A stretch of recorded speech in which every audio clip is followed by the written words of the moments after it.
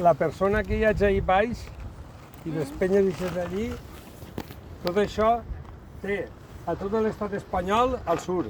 Això estem en la punteta de més al nord de la península ibèrica. Val? I aleshores, aquestes penyes ja respiren la cultura celta. Val? De fet, això està més prop, més o menys, de les costes d'Anglaterra i d'Irlanda que no del decorat per a rodar pel·lícules de l'oeste d'Almeria. Val? Aleshores, esta punta de la península té una peculiaritat també, a part de ser el més al nord de tot l'estat, i és que s'insereix en les aules oceàniques i fa de divisòria esta punta entre el que les persones que tenim mania de ficar-li nom a tot el que n'hi ha a la natura, diguem mar Cantàbric, de l'oceà Atlàntic. Val? I Susana me deia, quina diferència hi ha, o com se diferencien, o què conforma un mar i què conforma un oceà? En geografia és de lo més fàcil d'entendre, no?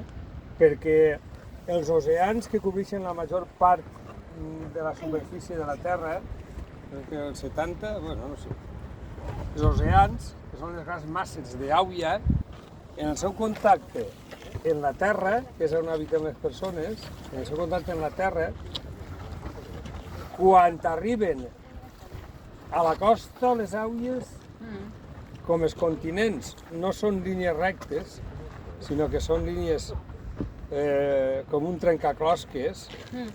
Si n'hi ha alguna coveta de l'oceà o alguna curva d'un continent i tot, que s'allunya allà del mar obert, de les aigües obertes d'un oceà, les persones, en funció d'on viuen, li fiquen noms. Exemple, els descobridors espanyols, quan arriben a lo que avui és Mèxic, diuen Golfo de México. I enseguida guanya Trump les eleccions i diu, no, se va llamar Golfo de Estados Unidos.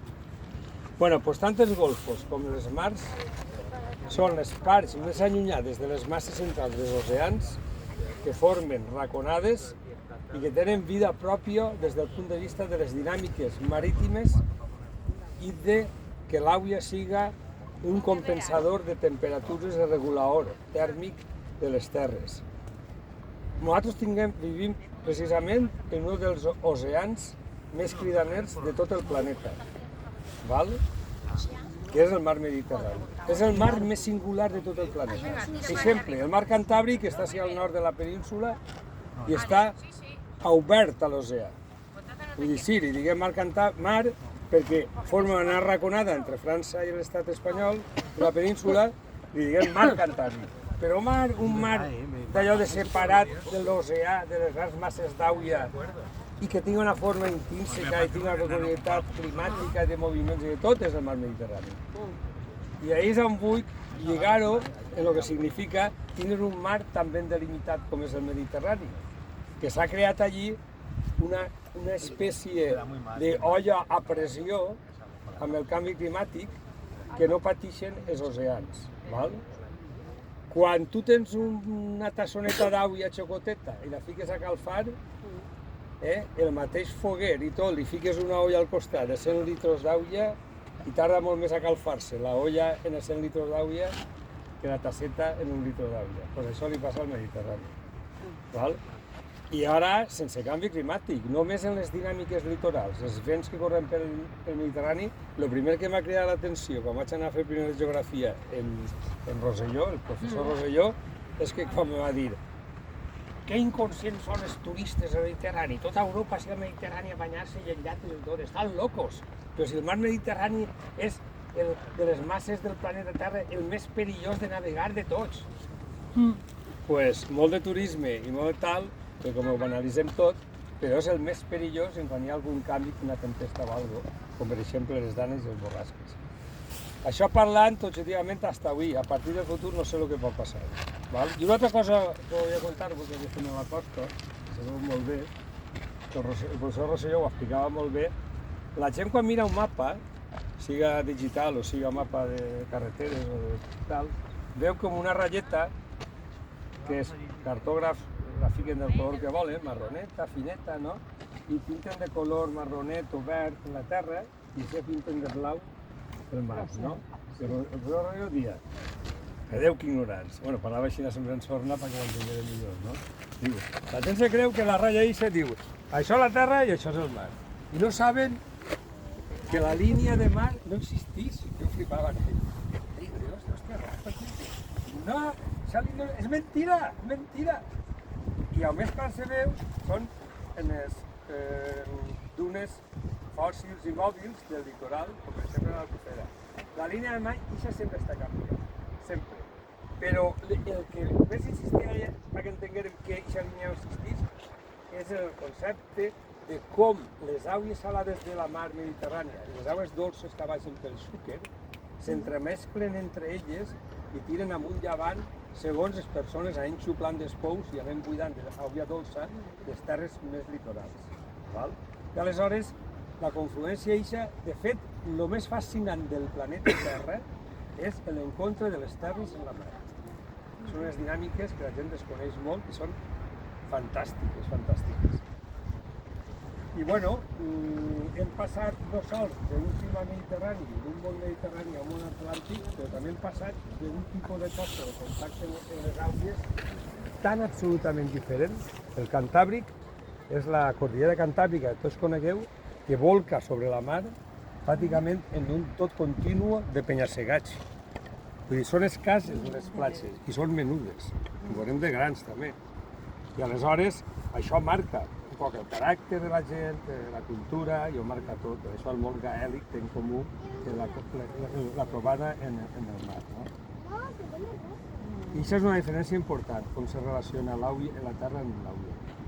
I acaba ja en una xerrada història que se m'ha contat, que a mi m'encanta fabular-la perquè no sé, jo m'oblida. Diu, mireu, les terres que ara vegeu emergides acabaran baix del mar, no? Per allò dels moviments tectònics, que per compensació isostàtica, que se diu en geomorfologia, hi ha terres que, després d'haver visitat molts sediments, se compensen, i aigua està en la mar ixen i aigua està en terra s'afonen, no?